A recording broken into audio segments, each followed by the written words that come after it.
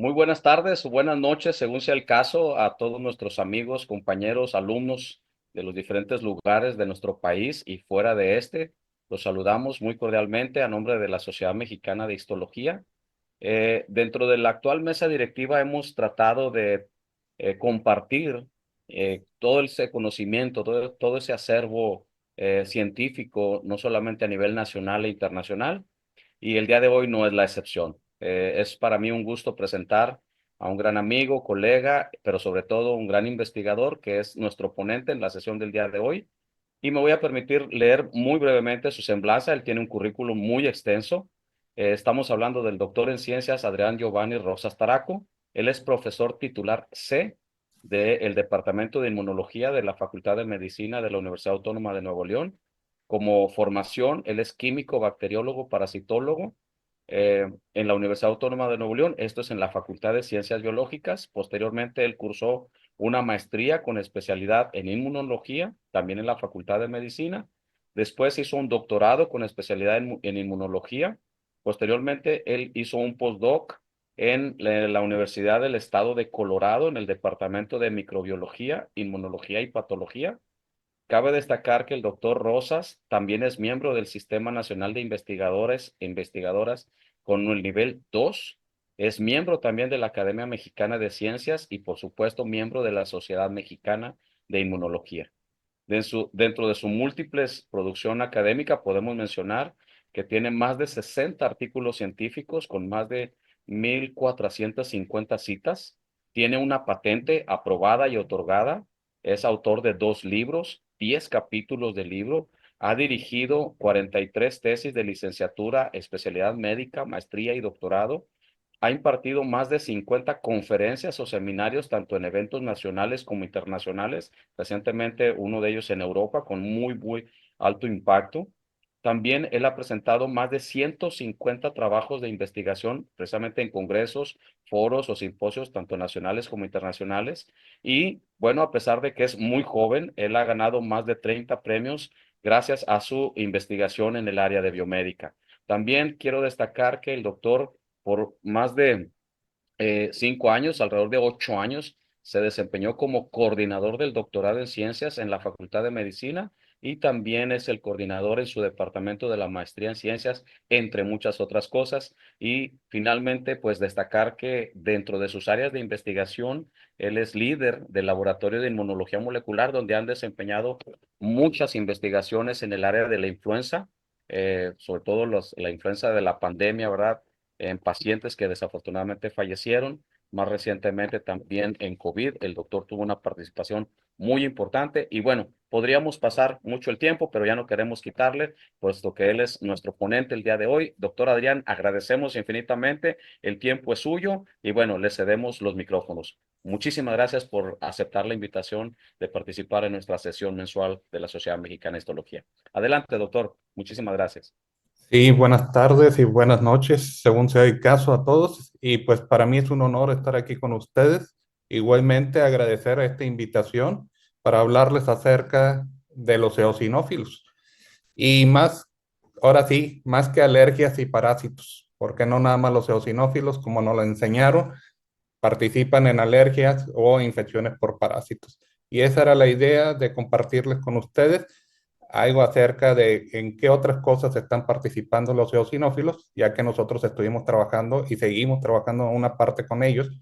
Entonces, y brindar también las experiencias que nosotros hemos tenido. Entonces, vamos a comenzar y la agenda para el día de hoy va a ser, primero, vamos a hablar sobre generalidades de los eosinófilos en alergia y contra parásitos. Vamos a ver cuál es la participación de forma general en el cáncer, así como también la participación de los eosinófilos contra otros patógenos que no son parásitos, como virus, lo que son bacterias y hongos. Y vamos a compartir la experiencia que tenemos nosotros en el laboratorio trabajando con influenza y actualmente con COVID.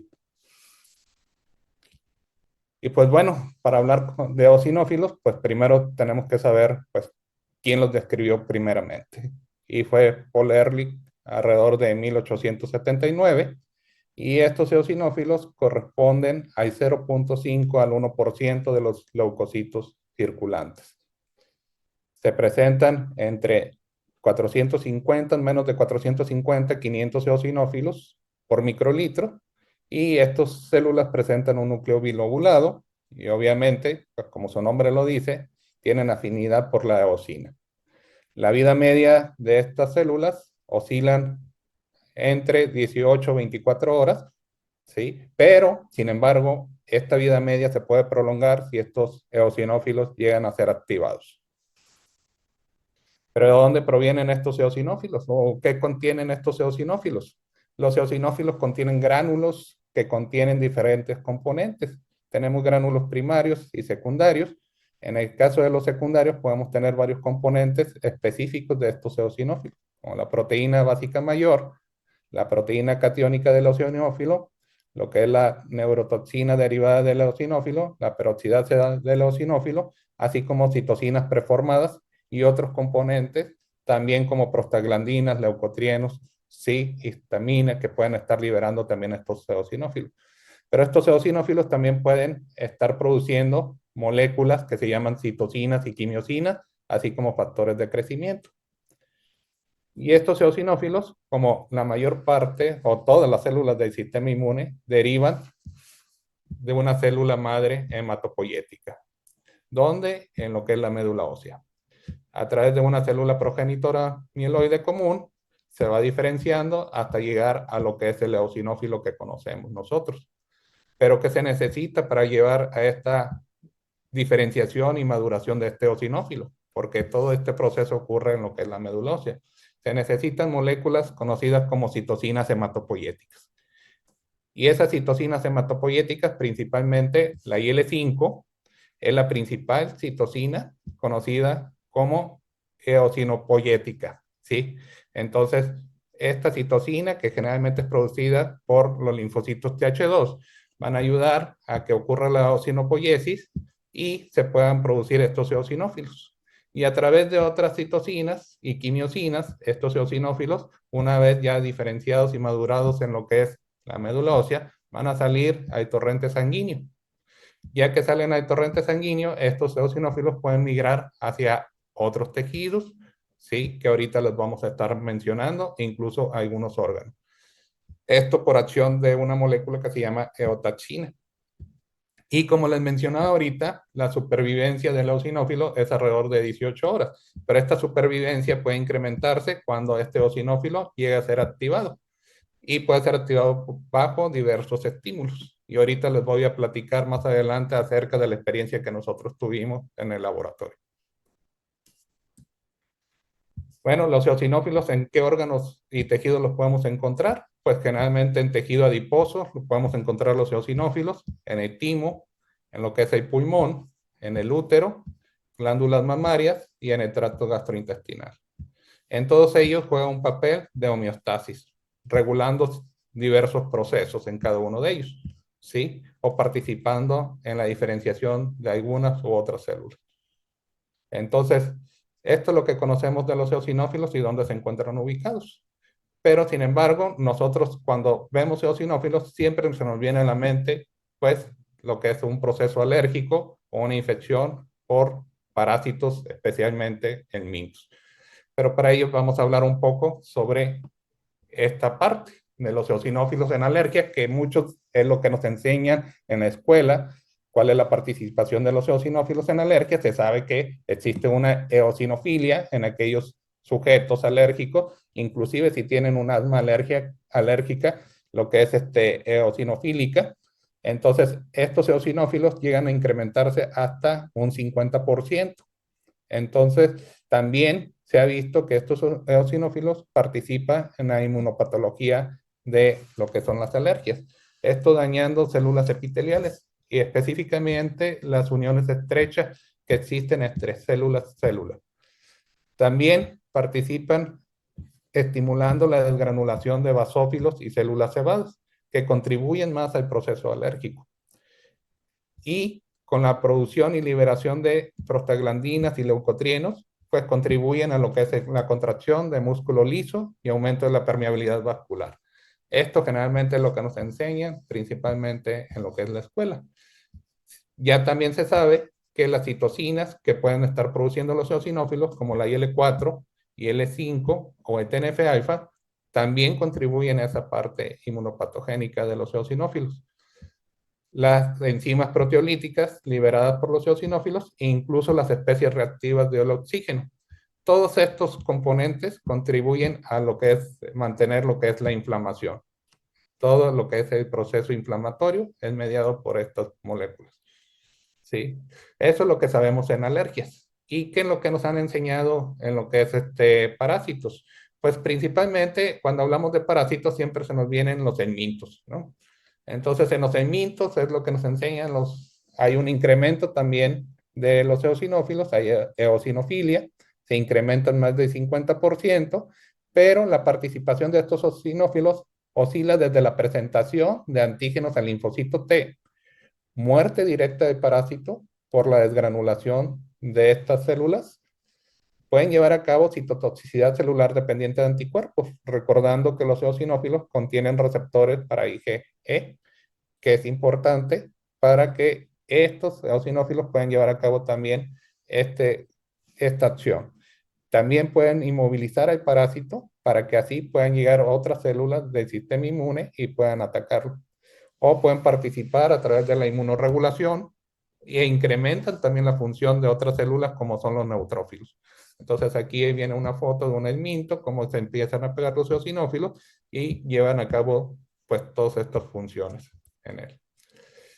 Pero hasta aquí todos decíamos, bueno, pues entonces los eosinófilos participan en lo que son en procesos alérgicos, asma alérgico, eosinofílico o en infecciones por parásitos. Y cuando nosotros estábamos estudiando especialmente lo que era la influenza, veíamos otras cosas, que no nada más los eosinófilos pueden participar en reacciones alérgicas y parásitos, sino que también pueden participar en cáncer. Y en cáncer, los eosinófilos pueden ser, ahora sí, una espada de doble filo, ¿sí?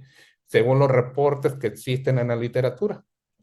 Como pueden ser antitumorales, como pueden ser protumorales, dependiendo de la función que tenga y dependiendo del tipo de tumor que se trate, ¿sí? Las funciones antitumorales que ejerce el eosinófilo, pues también puede llevar citotoxicidad directa, inducen apoptosis de las células tumorales a través de la liberación de TNF-alfa. Pero también hay otra producción de otras citocinas como las quimiosinas, que atraen linfocitos citotóxicos, como lo son el linfocito TCD8 y la NK, que contribuyen al control de neoplasias, así como también de células dendríticas. Estas células dendríticas, recordar que son células presentadoras de antígenos profesionales, y lo cual nos pueden ayudar a incrementar esa respuesta antitumoral. También los eosinófilos, en esta función antitumoral, pueden estar interactuando célula con célula. Esto facilita la adhesión y destrucción de la célula neoplásica.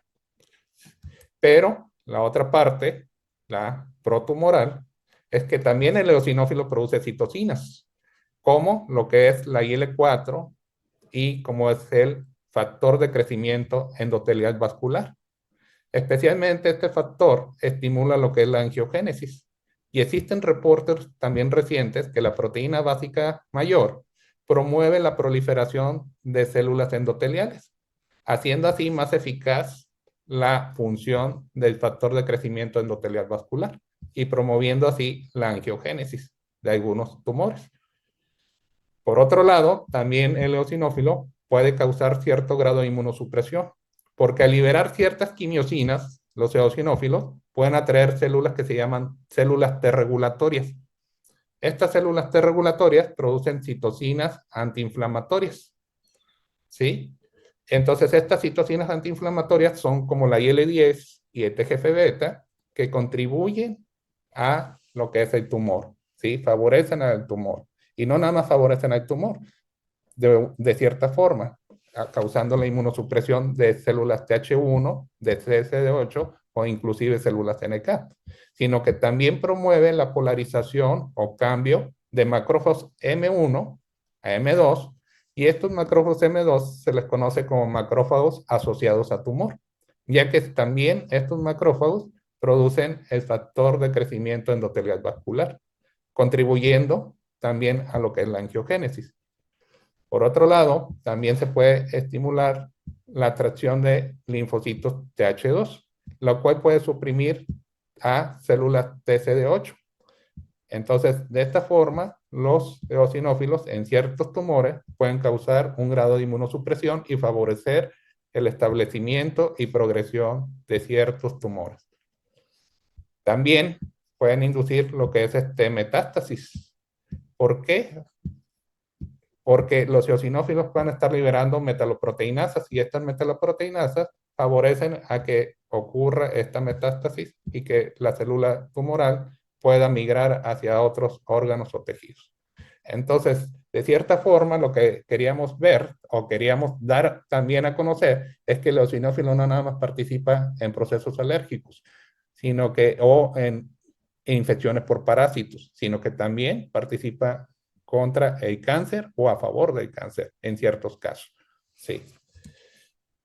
Bueno, dejando esto en claro que a partir de que estos eosinófilos tienen más participación en otro tipo de patologías, también vimos que los eosinófilos pueden tener una respuesta en contra hongos, ¿sí? Y ya se ha descrito específicamente contra Candida albicans, Alternaria alternata y Aspergillus fumigatus, que los eosinófilos pueden tener una respuesta eficaz para controlar estos patógenos, como en el caso de Candida albicans. ¿Cómo lo hace este eosinófilo? Pues produce especies reactivas de oxígeno, induce la producción de óxido nítrico sintetasa inducible, y estos dos contribuyen a lo que son los mecanismos de muerte intracelular, entonces eliminando hacia estos patógenos. También puede haber muerte directa de estos hongos por desgranulación. Estos también eosinófilos pueden liberar trampas extracelulares de eosinófilos, liberan su DNA al espacio extracelular y pueden capturar a la cándida o a la alternaria o a la aspergillus e incluso llevar ciertas enzimas que pueden estar unidas a estas trampas extracelulares y tener acción sobre estos sí, hongos. La fagocitosis también la pueden llevar los eosinófilos. La fagocitosis, generalmente, cuando nosotros hablamos de fagocitosis, nos imaginamos siempre un neutrófilo o un macrófago. Pero ya se ha visto que los eosinófilos no son células fagocíticas tales como los neutrófilos o como los macrófagos. Sí pueden llevar este proceso, pero en menor grado que estas células que les menciono. También los eosinófilos pueden producir citocinas y quimiosinas, como ya lo hemos visto también con otras patologías, entonces, o en otros casos. Entonces, estas citocinas, por ejemplo, el TNF-alfa, puede también estar induciendo la expresión de especies reactivas de oxígeno y de nitrógeno que contribuyen a la muerte de patógenos intracelulares, como en el caso de Candida albicans. Y quimiosinas atrayendo células, otras células del sistema inmune, como los neutrófilos o algunas células dendríticas o macrófagos que también pueden ayudar a controlar las infecciones. Contra bacterias, ¿qué es lo que se sabe? Ya existe evidencia también que los eosinófilos juegan un papel importante en el control de Pseudomonas aeruginosa, Staphylococcus aureus, E. coli, Haemophilus influenza, Clostridium difficile y Mycobacterium bovis.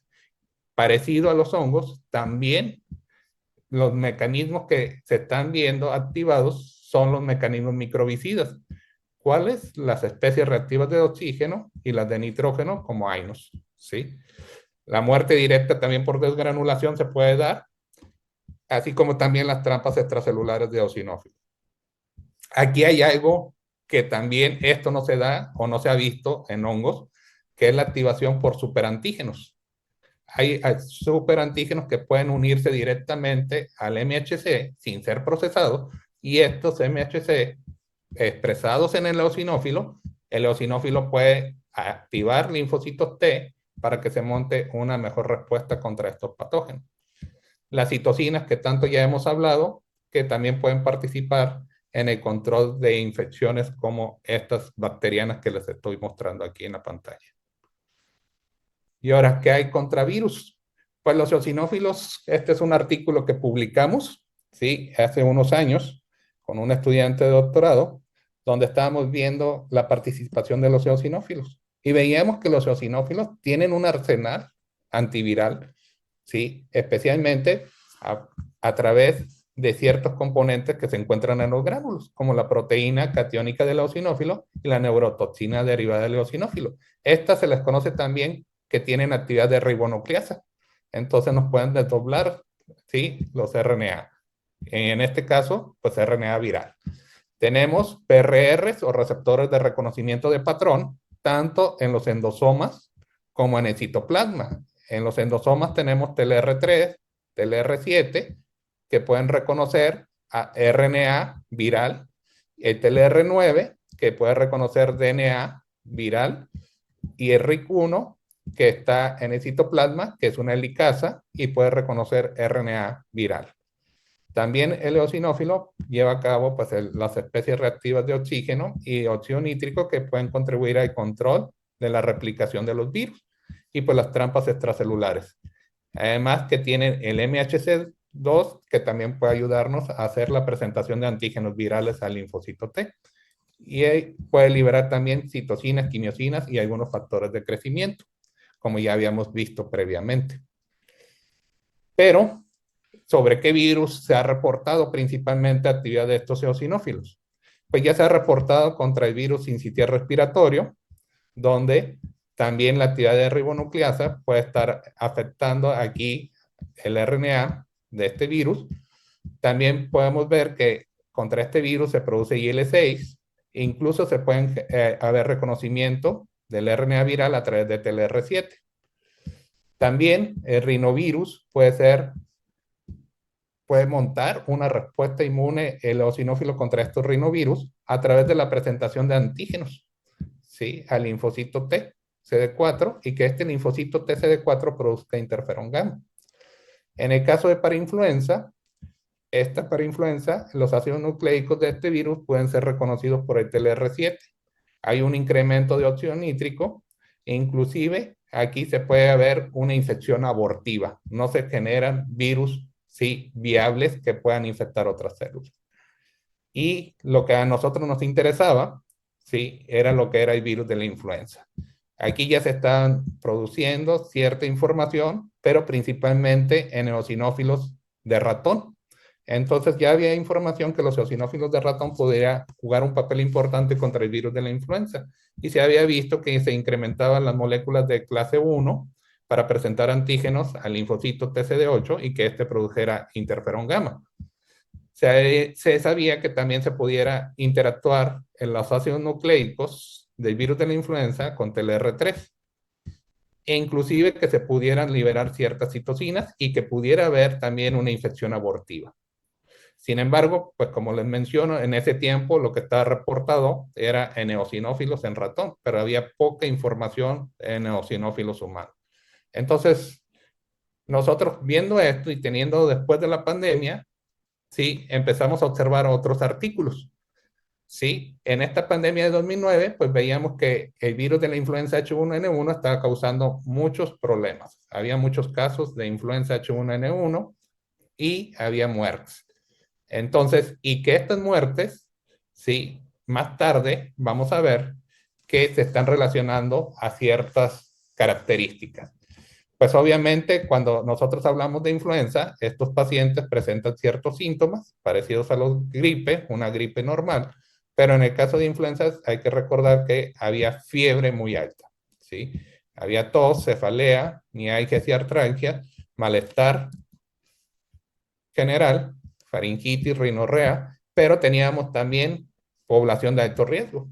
Teníamos mujeres embarazadas, niños, ancianos, pacientes inmunosuprimidos, trabajadores de la salud, pacientes con enfermedades crónicas y aquellas personas que tenían un índice de masa corporal igual o mayor a 35 kilogramos por metro cuadrado. ¿Sí? Entonces, ¿qué veíamos? Que había diferentes comorbilidades en aquellos pacientes que están hospitalizados por el virus de la influenza. Y entre ellas se encontraban, por las que ya había mencionado, pero había algo también interesante, el asma. era una de las comorbilidades. Y el asma eosinofílica era una de las más importantes. ¿Y qué pasaba con esos pacientes? Y que los hacía diferentes a los otros. Que aquellos que tenían asma presentaban menor tiempo en cuidados intensivos, menor probabilidad de necesitar ventilación mecánica y había menor mortalidad. Y entonces esto ya llamaba la atención, ¿sí? ¿Qué es lo que estaba pasando con estos pacientes? Que a pesar de que era una comorbilidad y se diferenciaba de las demás porque ellos tenían pues una disminución de la gravedad, incluso de la mortalidad.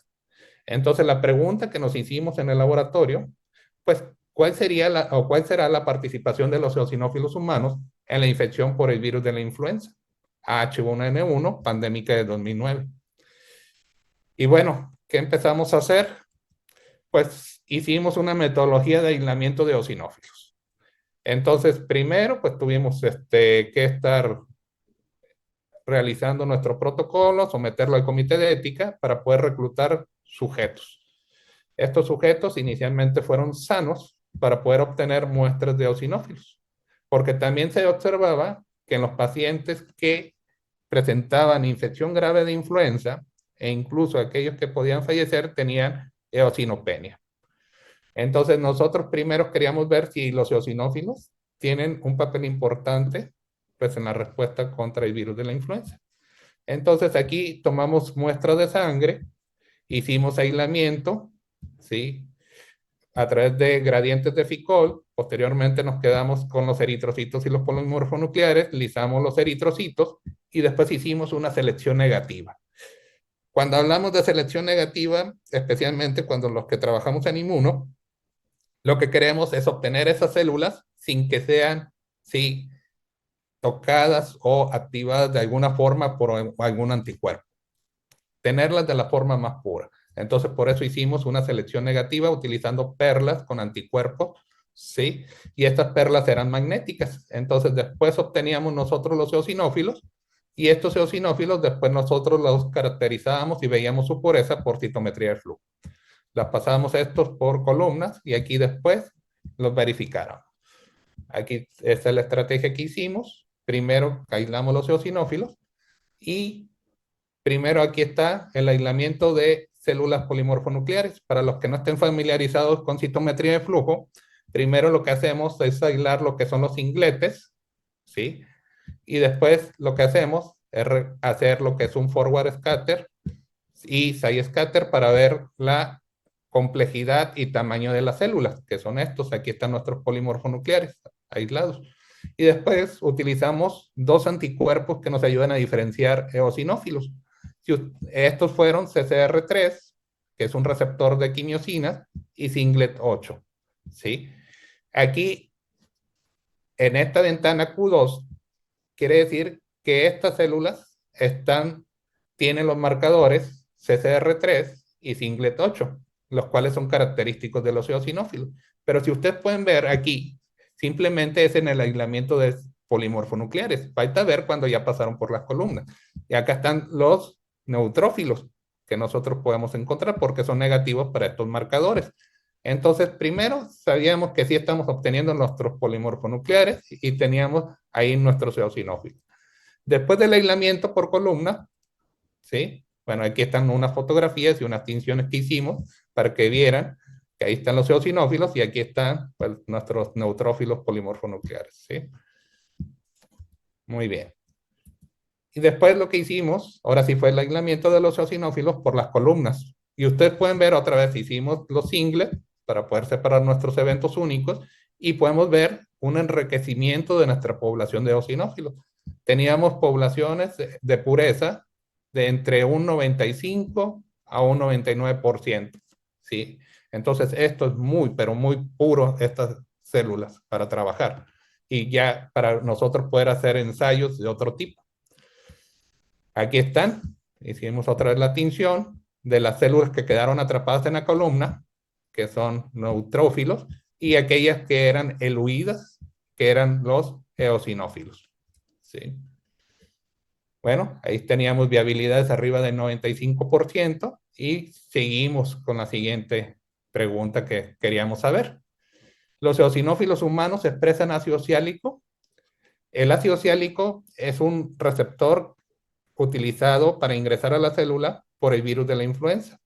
Entonces, sabemos que las células epiteliales de tracto respiratorio expresan ácido ciálico. Entonces, queríamos ver si el eosinófilo humano expresaba el ácido ciálico. Y entonces, pues para eso utilizamos una metodología utilizando Sambucus nigra, ¿sí? Y este Sambucus nigra estaba conjugado con isotiocianato de fluoresceína. También utilizamos Machia murensis, ¿sí? Y esta Machia murensis estaba conjugado con biotina. Después nosotros utilizamos estreptabina con APC para poder detectarlo.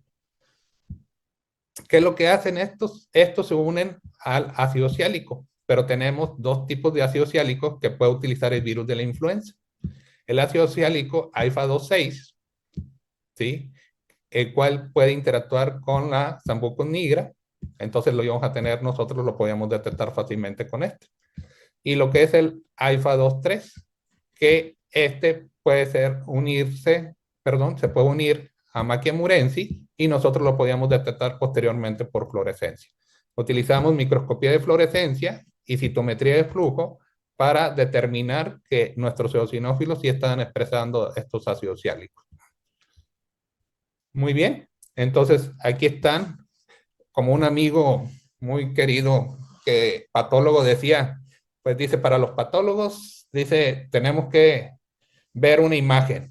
Entonces, pues teníamos imágenes también. Entonces, por microscopía de fluorescencia, teníamos a los eosinófilos, hacíamos una tinción con DAPI para núcleos, teníamos la leptina, ¿sí? En este caso, Sambucus nigra y Machia murensis en rojo.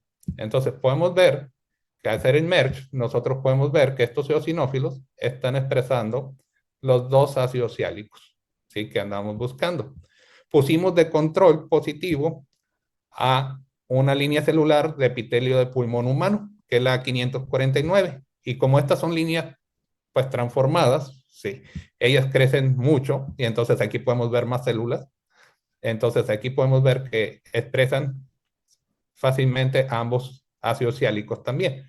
Y otra línea celular que es empleada para la propagación del virus de la influenza, que son células epiteliales de riñón de perro, que es la MSK, y esta también lo usamos como control positivo. Y aquí podemos ver cómo se expresa si estos dos receptores de ácido ciálico en esas células.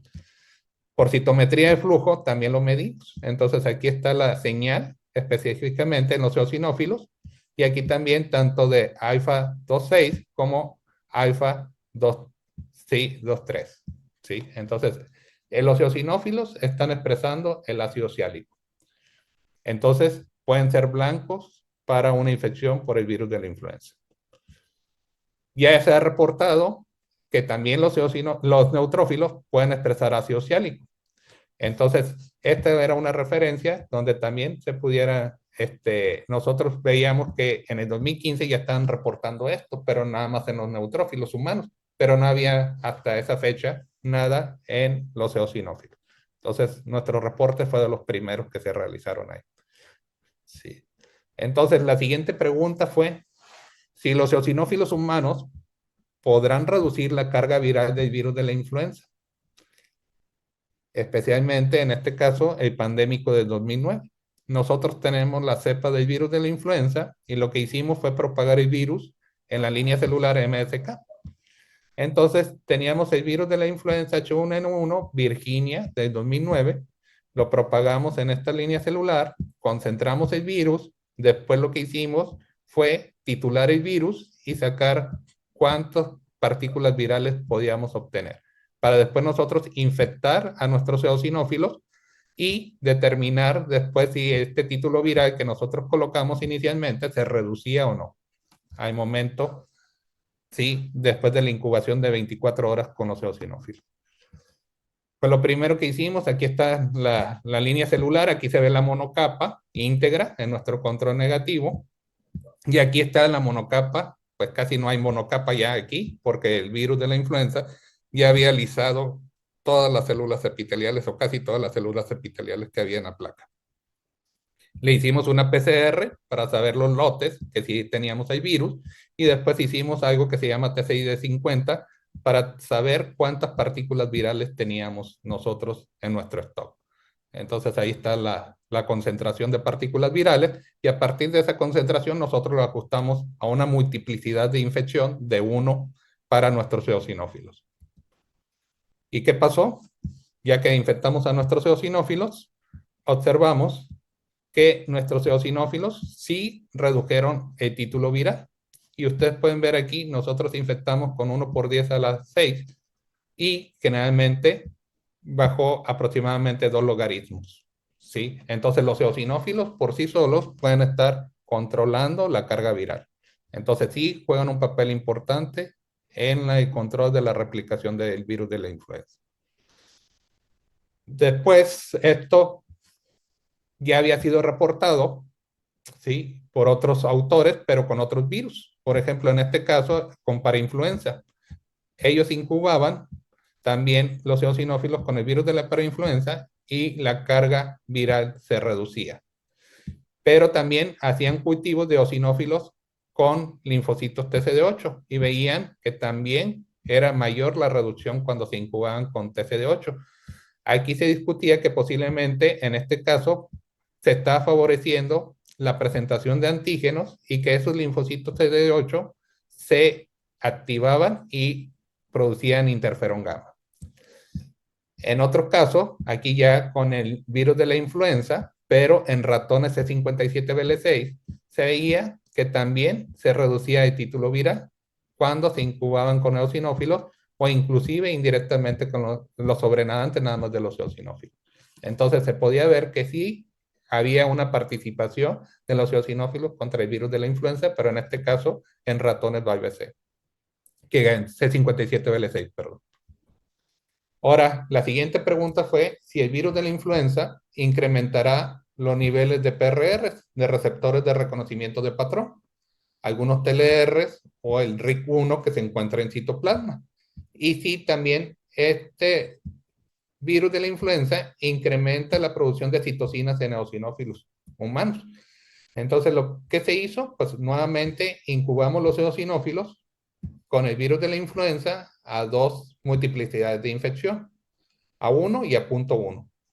Por un lado, se obtuvieron sobrenadantes después de 24 horas y se hicieron ELISAs para IL-8, IL-6 e interferón gamma.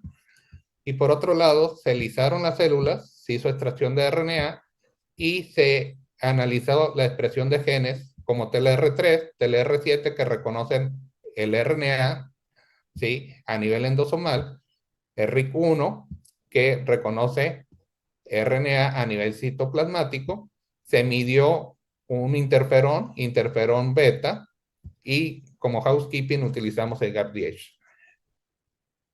Aquí está la expresión. Sí se expresa TLR3 y TLR7 en el eosinófilo, pero pues estos no se incrementan con el virus de la influenza. El que sí se incrementó fue RIC1, ¿sí? Entonces RIC1, o conocido también como DDX58, se incrementó incluso a esta concentración de infección, a una concentración de 1. Pero no observamos cambios en la producción o en la expresión de interferón beta. Entonces, ¿qué es lo que existe? Ya se ha visto que sí se llega a expresar TLR3 en eosinófilos humanos, pero pues todavía no sabemos exactamente si estos pueden estar participando en el reconocimiento de RNA viral en algunos de los casos. También TLR7 se observa que se puede expresar en los eosinófilos, igual a como nosotros lo encontramos aquí. Sí se está expresando, pero no se aumenta cuando se infectan con el virus de la influenza. Entonces, esto va acorde a lo que ya se ha reportado por otros autores. Y lo que sí se observó en otro estudio, pero con eosinófilos derivados de médula ósea, que los eosinófilos murinos incrementaban TLR3 cuando eran retados con el virus de la influenza. Nuestros eosinófilos eran de sangre periférica humanos, entonces ahí puede encontrarse la diferencia entre este reporte y el de nosotros. Pero también ellos observaron que sí se incrementaba RIC1 también cuando se infectaban los eosinófilos con el virus de la influenza, aunque estos también fueron eosinófilos derivados de médula ósea. Nosotros no encontramos TLR3, pero sí RIC1 que estaba sobreexpresado en aquellos eosinófilos infectados con el virus. Entonces, en este caso, pues sí, en algunos parcialmente concordamos y pues posiblemente se deba a tipo de eosinófilos que se emplearon para este tipo de investigación. Muy bien. Medimos lo que era la interleucina 8 también. Y la interleucina 8 es bien importante porque es un agente quimiotratante de diversas células, principalmente neutrófilos. Entonces, aquí sí, el virus de la influenza en los eosinófilos indujo la producción de IL-8. ¿Sí? Nosotros aquí podemos ver cómo cuando se infecta con el virus de la influenza a una MOI o multiplicidad de infección de 1, se incrementa la producción de esta IL-8. Y esto es concordante con lo que se veía en algunos cortes histopatológicos, porque veíamos que había reclutamiento de diversas células en el proceso inflamatorio y se veía también neutrófilos. De hecho, se pensaba que esos neutrófilos eran reclutados principalmente por la IL-17, pero aquí al menos en nuestros experimentos controlados estamos viendo que la interleucina 8 producida por eosinófilos humanos puede también incrementarse cuando se reta con el virus de la influenza. Esto ya también se ha descrito, pero con otra cepa de virus de la influenza, que es la Puerto Rico 8, se observa un aumento de interleucina 8, ¿sí? Y también se ha observado que también la Puerto Rico 8 puede incrementar IL-6. Nosotros no vimos incremento en IL-6, nada más vimos incremento en IL-8. Posiblemente sea debido por las cepas que usamos. Bueno, ¿qué más se encontró de esto? Pues también se observó que hay interferón gamma. Nosotros no encontramos interferón gamma producido por el eosinófilo, pero aquí en estos estudios se incubaban los eosinófilos con linfocitos TCD8 y aquí sí se incrementan, pero los linfocitos TCD8, productores de interferón gamma, cuando se infectan con el virus de la influenza, como se puede ver aquí en esta gráfica. Bueno, hasta ahorita, ¿qué conclusiones tuvimos? Pues que los eosinófilos humanos expresan ácido ciálico, sugiriendo un ligando potencial para la entrada del virus de la influenza. Los eosinófilos expuestos al virus de la influenza inducen la secreción de IL-8 e incremento de la expresión de RIC1. Estos resultados sugieren la importancia de los eosinófilos en la infección con el virus de la influenza, lo cual pudiera ser relevante en condiciones como el asma eosinofílica. Sí. Bueno, nosotros con esto vamos a seguir trabajando también con los eosinófilos, tenemos varias líneas de investigación. Sin embargo, algo parecido nosotros empezamos a observar, pero en los pacientes con COVID. Y entonces veíamos la información que había de eosinófilos y COVID. Había eosinopenia en casos graves, incluso varios autores trataron de relacionarlo con un pronóstico. Y había controversia, mientras unos autores decían que sí, había una relación entre el número de eosinófilos y la gravedad, incluso con el desenlace, había otros que decían que no había ninguna asociación. Entonces, nosotros queríamos analizar en nuestra población cómo estaba. Entonces, hicimos un estudio retrospectivo con los pacientes de COVID que estuvieron expedientes ahí en el hospital universitario. Primero, antes que empezar con eso, nosotros teníamos un estudio con células NK y sabíamos que los pacientes con COVID estaban presentando linfopenia, ¿sí? Neutrofilia, ¿sí? También había lo que era eosinopenia en aquellos casos de COVID grave. Entonces, nosotros diseñamos un estudio ahí retrospectivo donde nos preguntamos si puede la cuenta de eosinófilos humanos ser un marcador pronóstico en pacientes con COVID-19. Y este fue un estudio piloto. Actualmente ya este estudio está más grande, ya incluimos más expedientes y se está trabajando ya, pero sigue un comportamiento similar o mejor al que les voy a mostrar. ¿Sí? Entonces, nosotros analizamos casos confirmados de COVID-19 entre 2022 y marzo de 2024. Fueron 102 expedientes. Se excluyeron 30 por ausencia de información en el expediente clínico. Tuvimos 72 pacientes, pero se eliminaron 6 porque no había disponibilidad de los exámenes de laboratorio y nos quedamos con 66 para este estudio piloto. De esos 66, 14 fueron defunciones y 52 fueron altas médicas, ¿sí? No defunciones. ¿Qué encontramos? Pues que aquellos pacientes que tenían COVID y que fallecieron presentaron eosinopenia grave, comparados con aquellos que se fueron de alta, tanto en el número absoluto como en el porcentaje de eosinófilos. ¿Qué hicimos después? Establecimos ciertos puntos de corte para saber si había alguna relación, ¿sí? Entonces, nosotros hicimos una tabla de contingencia donde el punto de corte veíamos eosinopenia menor o igual a 0.01, ¿sí? Eh, en este caso de eosinófilos por microlitro, según el desenlace clínico. Entonces teníamos el alta médica y la defunción. Entonces teníamos aquí la eosinopenia, si la presentaban o no. Hicimos una prueba exacta de Fischer y aquí sí encontramos diferencias significativas. Entonces la eosinopenia menor a 0.01, sí, de números absolutos, ya multiplicados por 1000, por microlitro, se asocia con la defunción. Sin embargo, este patrón se sigue manteniendo en los expedientes que hemos ido reclutando de fechas anteriores al 2022. Entonces, ahorita varios estudiantes que trabajan ahí en el laboratorio siguen analizando diversos expedientes que cuenten con toda la información para saber si esto se relaciona o no con el desenlace clínico que estamos observando en algunos de los pacientes. Pero la tendencia es de que sí, esta eosinopenia, al menos nosotros concordamos con varios de los grupos que dicen que sí, la eosinopenia se relaciona con la gravedad, incluso con el desenlace. Por lo tanto, nosotros creemos que estos niveles de eosinófilo en sangre periférica pueden ser empleados como marcadores de pronóstico en pacientes con COVID. Sí. Y pues bueno, esto es lo que llevamos hasta ahorita. Seguimos trabajando y pues me queda nada más agradecer pues, a todos los que han participado en estos estudios. De colaboradores tenemos al doctor Mario César Salinas, al doctor Adrián Rendón, la doctora Eva Salinas, a la química Salia y todos estos alumnos, tanto de doctorado como de licenciatura, que han participado en los protocolos que hemos hecho. Y bueno, con esto acabo. No sé si existe alguna duda, pregunta sobre lo presentado.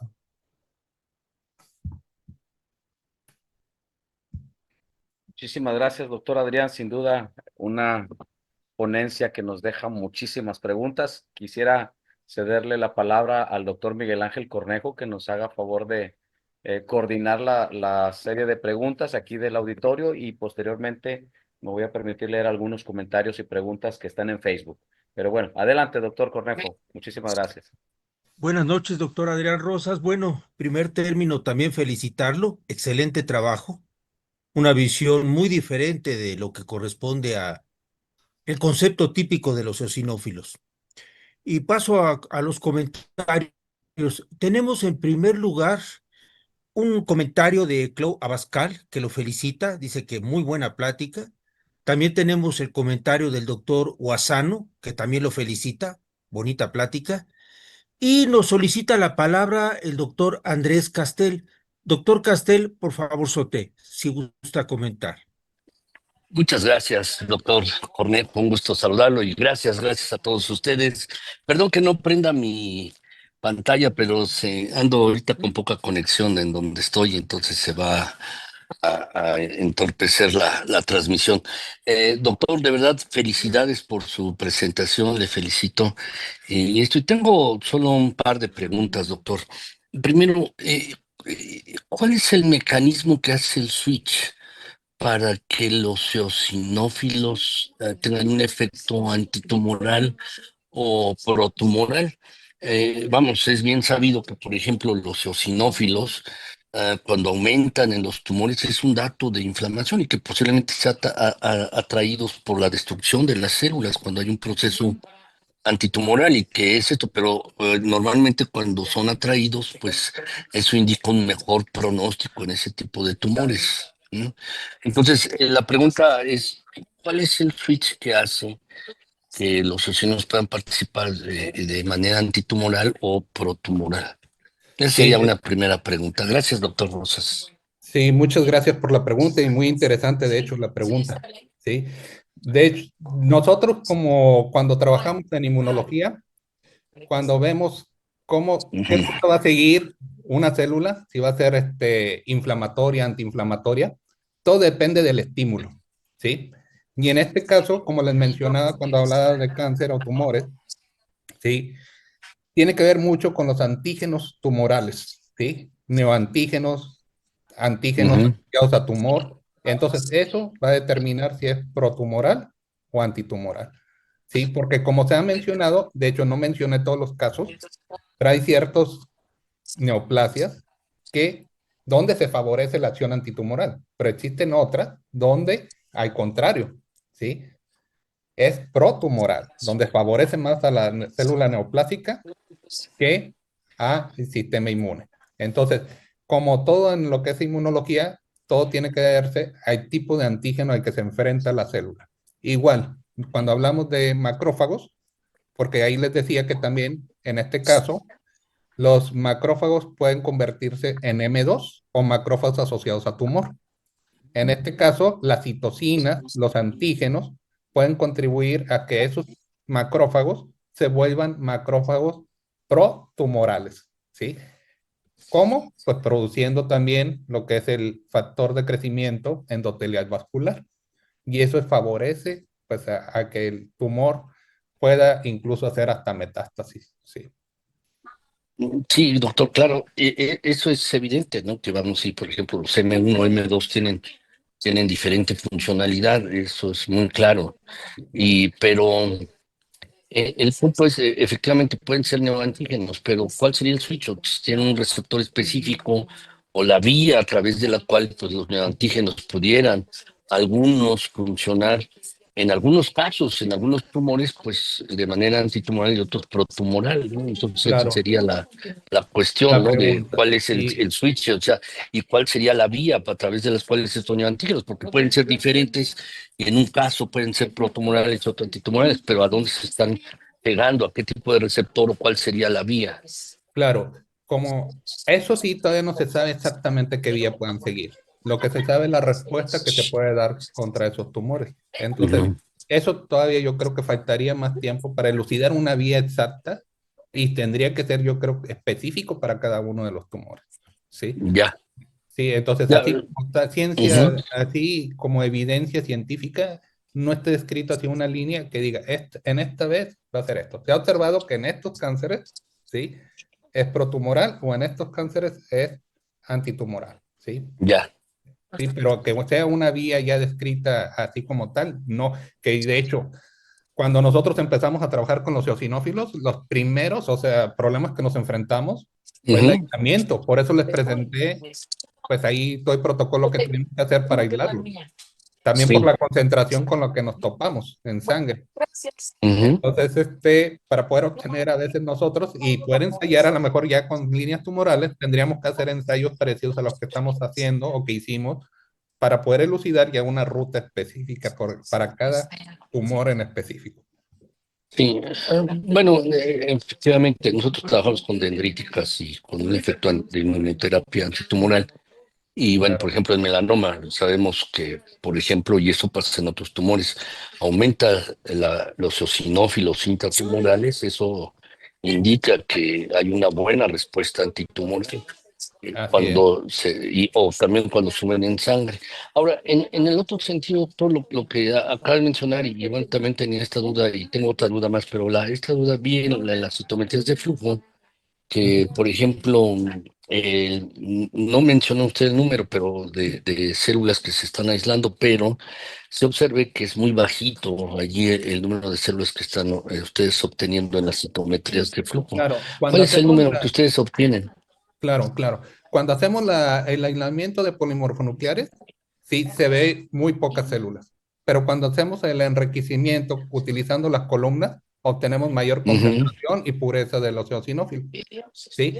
De hecho, así como dato, nosotros a partir de 35, 40 mililitros de sangre periférica, nosotros llegamos a obtener hasta 1 a 1.5 millones de eosinófilos. ujú, ya. ¿Sí?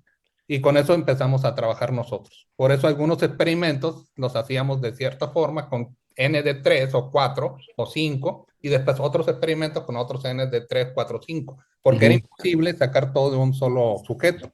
Tendríamos que haber ujú, sacado mayor cantidad de sangre. Pero pues claro, los protocolos no los permiten así. claro.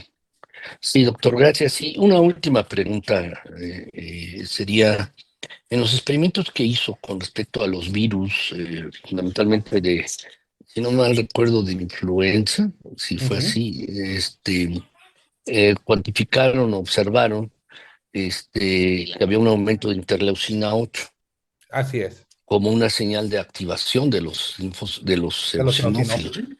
Así es. No hubiera sido mejor, y bueno, no me percaté si usted lo presentó o no, pero si hay otros marcadores que me parece que serían mejores de activación de eosinófilos, por ejemplo, pues usted, bueno, pues lo mostraba en la citometría para demostrar que sí eran, por ejemplo, CCR3, que es un buen marcador de eosinófilos, o por ejemplo el receptor de interleucina 5, el receptor alfa, que me Ujú. parece que son marcadores de activación. Entonces, no sé si al poner en contactos el virus en el cultivo con los eosinófilos observaron estos marcadores de activación, porque me parece que son muy importantes y Sí. se lo evaluaron esto. Sí, en este caso no los evaluamos, sí, porque hubo varias condiciones cuando empezamos a hacer este trabajo, que fue cuando estábamos en la pandemia, sí. Ujú, Así como muchos sufrimos ahí de varias cosas, entonces los laboratorios y los recursos también que llegaran a México, entonces era muy difícil. Entonces, ujú, y lo que queríamos ver más es si se están produciendo citocinas, más que ver si se está activando el eosinófilo. Lo que sí observamos ujú, es que el eosinófilo tenían viabilidades muy buenas, o sea, todavía en las 24 horas nosotros hacíamos viabilidades y se mantenían muy buenas, las viabilidades arriba del 90%, ¿sí? Entonces, eso ya nos está indicando que el eosinófilo está activo también, porque cuando el ujú, eosinófilo está activo, llega a durar más tiempo en cultivo celular también, claro. Ujú. Pues muchas gracias, doctor Rosas. Le agradezco mucho y también le felicito por su trabajo. ¿sí? Ha No, sido al un gusto, contrario, de gracias verdad. por tus Gracias. preguntas. Gracias, doctor. Muchas gracias, doctor Castel. Le concedemos la palabra al doctor Germán Garrido. Adelante, doctor, por favor. Muchas gracias, doctor Cornejo. Muchas, muy buenas tardes a todos, que estén muy bien. Doctor Rosas, es muy emocionante ver este tipo de pláticas en donde el fundamento es la revisión bibliográfica.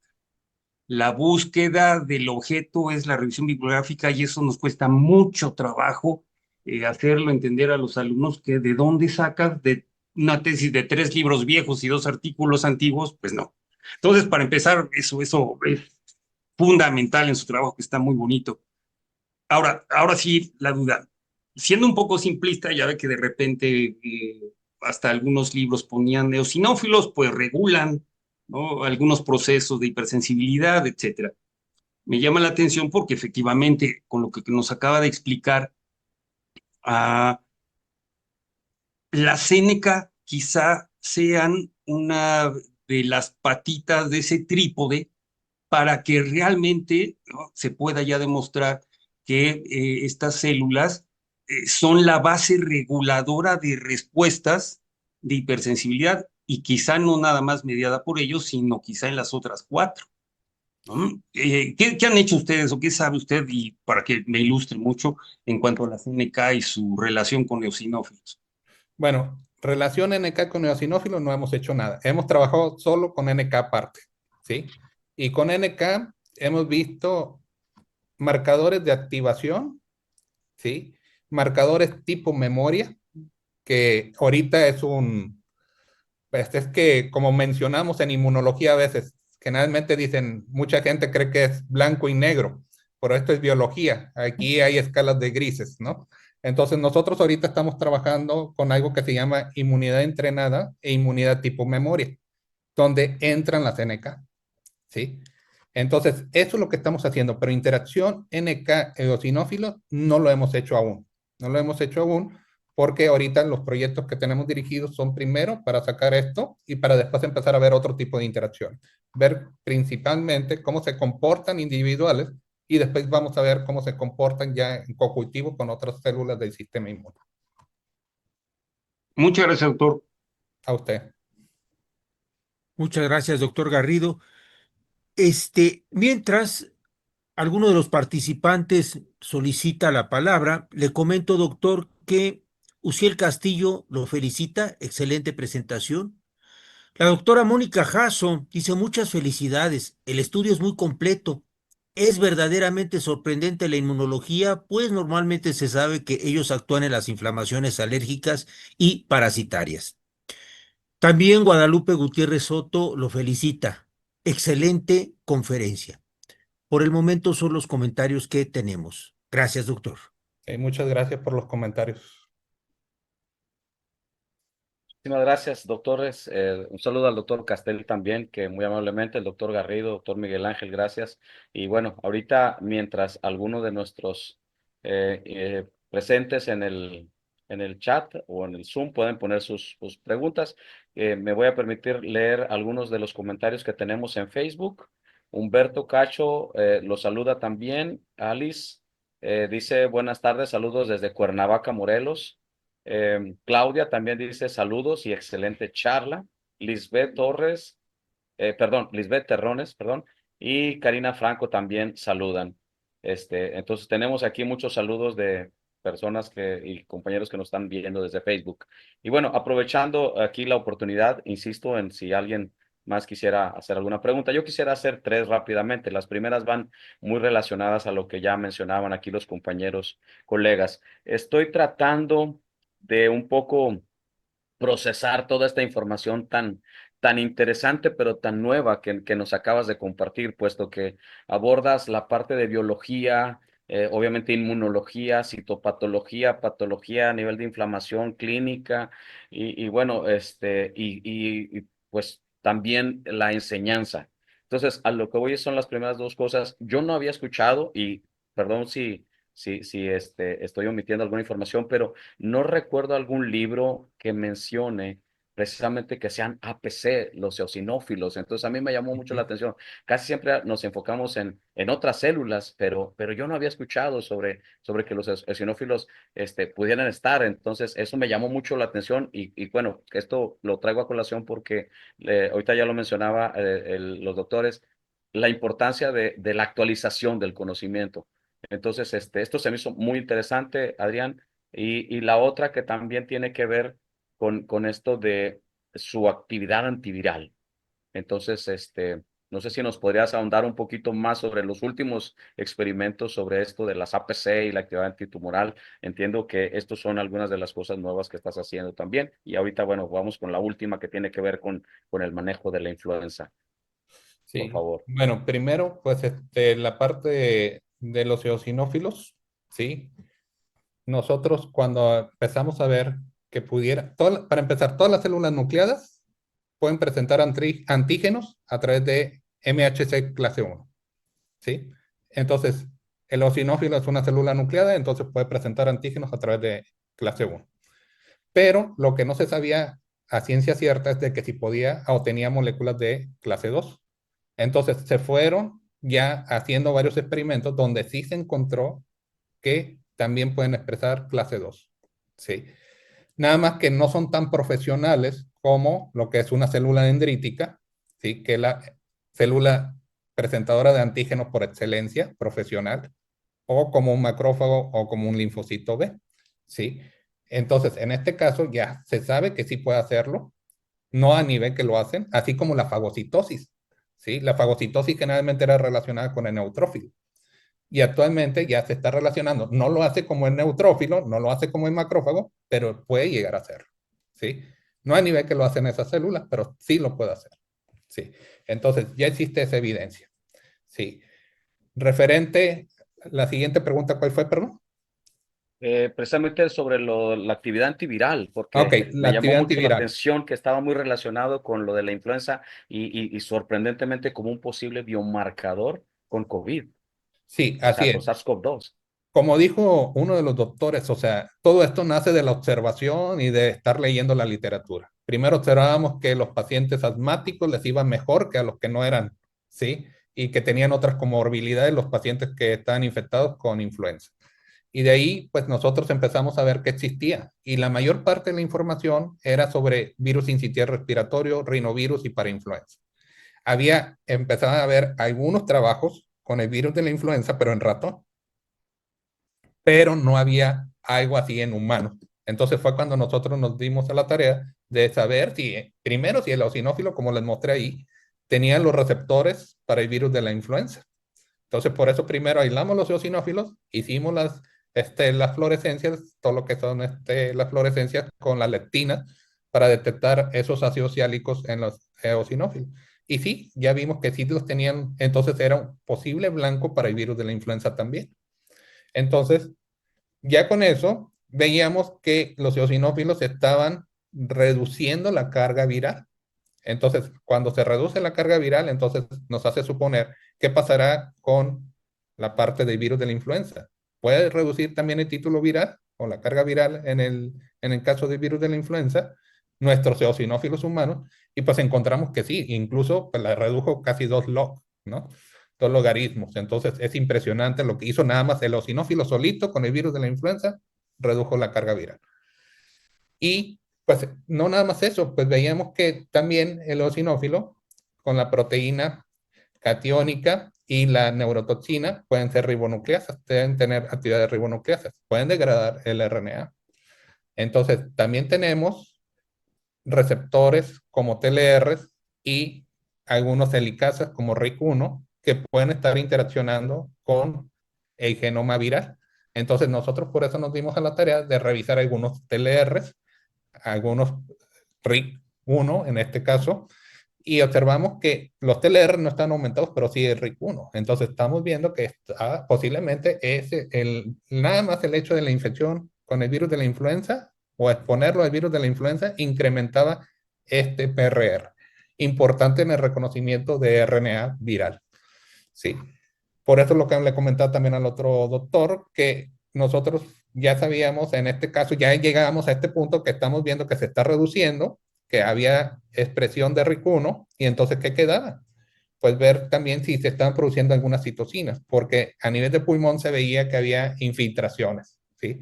Leucocitarias, entonces, y una de las citocinas que a nosotros nos interesaba, pues era la IL-8, que es una de las citocinas quimiotratantes por excelencia, ¿no? Entonces veíamos que con el virus de la influenza se incrementó, no otras citocinas que pensábamos que también pudieran haberse incrementado, pero pues en este caso, pues eh, podemos ver que todavía falta más por elucidar el mecanismo exacto por el cual el eosinófilo está reduciendo la carga viral, pero pues ya llevamos un paso adelante, ¿sí? Que a lo que se tenía que cuando nosotros empezamos. Y ya muchos, después creo que hubo un grupo de Holanda que empezó también a trabajar con esto y encontraron algo parecido, ¿sí? Y ya lo último, que sería, perdón. Ok, bueno, muy rápidamente porque ya vi que algunas personas también quisieran participar. El nivel de bioseguridad, me llama mucho la Ah, ya, atención que en tu laboratorio manejas precisamente la cepa de la sí, influenza, ¿verdad? La de la pandemia. ¿Cuál así sería tu es, recomendación con el manejo? Porque sé que no es fácil y que tampoco estamos jugando, ¿verdad? Porque digo, claro. manejarla a nivel de laboratorio, pues es la efectiva, es la que hace. Y también esto me llama la atención por el grado tan dramático de lisis que hacen la monocapa. O sea, esa cepa definitivamente, perdón por la expresión, pero no juega, ¿no? Entonces, ¿cuál sería tu Sí. recomendación cuando Bueno, los pensemos en niveles de algún tipo de seguridad estos recomendados para experimentos? influenza es un nivel de bioseguridad nivel 2 y obviamente se recomienda que aquellos que trabajemos con ella de estar vacunados contra la influenza. Entonces, todo eso se lleva a nivel de bioseguridad nivel 2, o sea, y cubiertos también con mascarillas N95, guantes, bata y todo lo que es para evitar todo lo que es alguna infección que pudiera ocurrir ahí. Entonces, los niveles de bioseguridad se manejan pues como lo dicta tanto la CDC como las normas. ¿Sí? Muchísimas gracias, Adrián, y bueno, vamos a estar ansiosos de ver tus próximos resultados. Quisiera ceder la palabra al doctor Miguel Ángel, creo que por ahí estaba el doctor Castel y algunos otros comentarios, que creo que es bastante interesante todo esto. Adelante, doctores, por favor. Muchas gracias, doctor. Tenemos un comentario de Anke. Dice, excelente investigación, gracias por compartirlo. Por el momento son los comentarios que tenemos, doctor. No tenemos solicitud de palabra por más personas. No, pues les agradezco mucho. Perdón, sí, Ah, sí perdón, quisiera hacer ahora nada sí más. acaba de aparecer el doctor Castel. Adelante, doctor Muchas Castel. gracias. Perdón, doctor, es que bajé la mano. Pero sí, nada más quería hacer un comentario en este sentido y nada más, manera de aclararlo, ¿no? Hay muchas células que también pueden expresar moléculas clase II, por Ujú, ejemplo, los queratinocitos, y también exacto. pueden presentar moléculas clase II, por ejemplo, las células de los túbulos sudoríparos, de los conductos de las glándulas sudoríparas, Así y es. presentan moléculas clase II, pero el hecho de que otras células puedan expresar moléculas clase II no necesariamente, y bueno, perdón, ese es mi Significa. concepto exacto, que sean células presentadoras de antígenos. ¿Por Ujú, qué? Porque se necesitan también las moléculas adaptadoras coestimuladoras, o ¿no? estimuladoras. Las coestimuladoras y además, Así es. pues también las señales de citocinas, fundamentalmente interleucina 2 o algunas otros tipos de interleucinas. Entonces, Ujú, hay otras células y normalmente, bueno, pues sí tenemos el concepto de que, pues otras células, o clásicamente los linfocitos B, los macrófagos y las células dendríticas expresan moléculas clase 2 y son células presentadoras de antígenos, ujú. pero hay otras células que pueden tenerlo y no necesariamente ser porque le faltan las otras moléculas o Exacto. no De tienen la hecho, sí, capacidad de doctor. secretar citocinas, ¿no? Sí, Ujú. totalmente de acuerdo con usted. Sin embargo, también los eosinófilos expresan moléculas coestimuladoras. Sí. Ya. Entonces ahí está, ahora sí el asunto. Como usted lo Ujú. dice, puede tener la expresión de clase 2, pero necesitan de las moléculas coestimuladoras también. En Así este es. caso, los eosinófilos sí cuentan con ellas. Ya. Gracias, doctor. Sí, de nada. Muchísimas gracias, doctor Castel, también, y un gran saludo hasta allá a la Ciudad de México. Bien, Muchas pues gracias, doctor antes, Soto. Perdón, eso, tenemos otro sí, sí, sí, comentario. adelante, Samantha adelante. Jardón comenta, la eosinofilia paraneoplásica tiene relevancia en oncología veterinaria, particularmente cuando se han descartado causas alérgicas o parasitarias. Este hallazgo puede tener implicaciones clínicas relevantes, como se destacó en su excelente ponencia. Felicidades, doctor. Sí, muchas gracias. Sí, realmente hemos estado viendo pues la participación de este tipo de células pues en diversos tipos de patologías o infecciones. Entonces, cada vez se va a ir conociendo más. Cuando empezamos a trabajar con esto, puedo hacer así el comentario final. Me acuerdo que muchas personas decían, es que, dice, lo que se está encontrando nuevo, pues generalmente siempre nos arrinconaban a lo que era alergias y parásitos. Por eso empecé la plática con eso siempre, y de hecho el título de ahí, más que alergias y parásitos, porque siempre nos enseñan eso. Los eosinófilos participan en procesos alérgicos y en infecciones parasitarias. Entonces aquí estamos viendo que no nada más está limitado a eso, sino que existe la participación en otros eventos, en otros mecanismos, en otros tipos de enfermedades, ¿sí? En otro tipo de infecciones. Y yo creo que cada vez se va a ir encontrando más y más acerca de estas células. ¿Sí? Perfecto. Muchas gracias, doctor. Por el momento ya no tenemos más comentarios. Gracias. Muy bien, les agradezco mucho y pues espero que seguir viendo también las presentaciones de la sociedad para estar atento también a las nuevas novedades. Bueno, pues Pero muchísimas bien. gracias. Antes de despedir al doctor Adrián, le agradecemos muchísimo y a todos ustedes. Quisiera destacar un par de cosas. La primera, bueno, pedirles una disculpa. Estamos teniendo algunas dificultades con respecto al link de la constancia. La verdad que eso es algo que nos apena mucho, pero si nos dieran oportunidad en el transcurso de unos minutitos después de la ponencia para publicarles el link y que todos podamos obtener nuestra constancia. de asistencia. Lo vamos a publicar ahí en nuestro grupo y en los diversos chats. Les digo, eso pues es una disculpa ahí que estamos teniendo esas dificultades. Ya nos había pasado anteriormente cuando se saturó, pero bueno, no quisiera justificarme, pero bueno, quiero ser honesto con ustedes.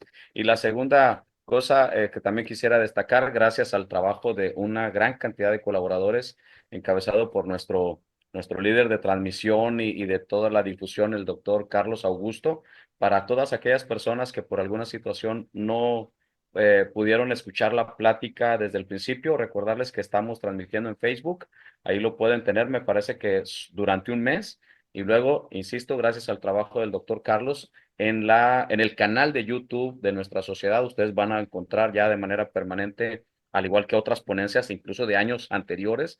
Esto destaco, insisto, gracias al trabajo del doctor Carlos. Vamos a tener toda esta plática, ustedes la pueden escuchar nuevamente, compartir el link y volver a disfrutar y pues reanalizar todo esto que les decía hace un momento. Sin duda son cosas muy novedosas, muy nuevas y que van a sentar muchas cosas que a lo mejor habíamos visto o quizá no en los libros, pero bueno, todo esto es parte de esa evolución tan interesante de la ciencia y por supuesto de la generación del conocimiento. Entonces, por favor, aunque suene un poco a comercial, síganos en nuestras redes y también en el canal de YouTube donde vamos a tener, gracias al trabajo del doctor Carlos, él nos indicará en unos próximos días esta ponencia en YouTube. Bueno, le haremos llegar también a nombre de la Sociedad Mexicana de Histología al doctor Adrián un agradecimiento y los esperamos el día 30 de julio. Vamos a tener un ponente de la Universidad Católica de Cochabamba, de Bolivia. Vamos a tener un ponente internacional en nuestra próxima sesión. Estaremos también publicando el tema y todo lo relacionado a eso. Pero bueno, muchísimas gracias a todos y con esto agradecemos al doctor Adrián y a todos ustedes por permitirnos disfrutar de esta sesión. Que tengan bonita noche y un gran saludo para todos. Muchísimas gracias. Buenas noches. Buenas noches. Gracias, hasta luego, buenas noches. Muchas gracias, muy interesante. Castel, Muchas buenas gracias. noches. Hola, Agustín, gracias. Muchas gracias, saludos a todos.